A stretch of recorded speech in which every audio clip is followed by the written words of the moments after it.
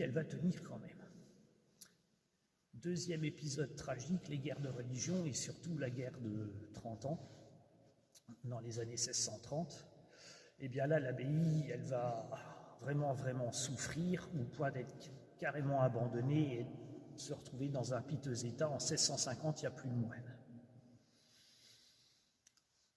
Ces conflits finissant par cesser et s'estomper, petit à petit, on va avoir un renouveau, surtout au XVIIe siècle, où d'importants travaux de remise en état sont entrepris. Et les jours heureux, on peut dire un nouveau printemps, pour l'abbaye. Malheureusement, eh bien, arrive la Révolution.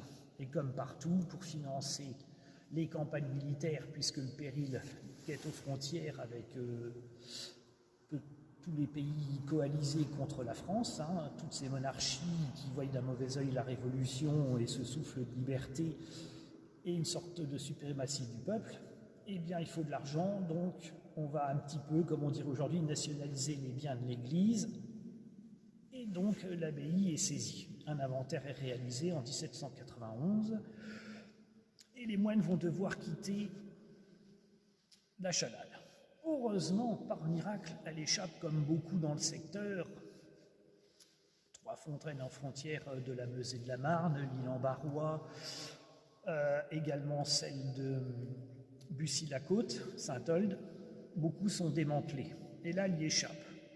C'est un maître verrier qui va la racheter une fois que l'accord de vente sera signé.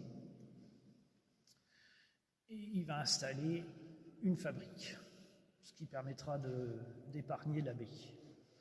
L'abbaye, en 1848, eh bien, elle va devenir l'église du village, c'est-à-dire elle perd son rôle d'abbatiale. Un petit peu plus tard, en 1862, eh bien, va être installée, grâce au prêtre, monsieur le père Chaput, eh bien, cette magnifique rosace que l'on peut voir.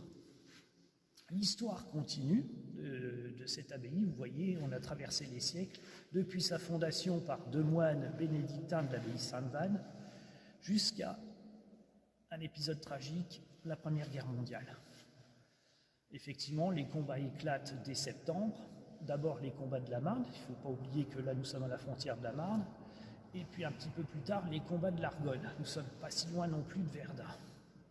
Les combats sont extrêmement violents pour prendre toutes les crêtes, ce sont des points stratégiques.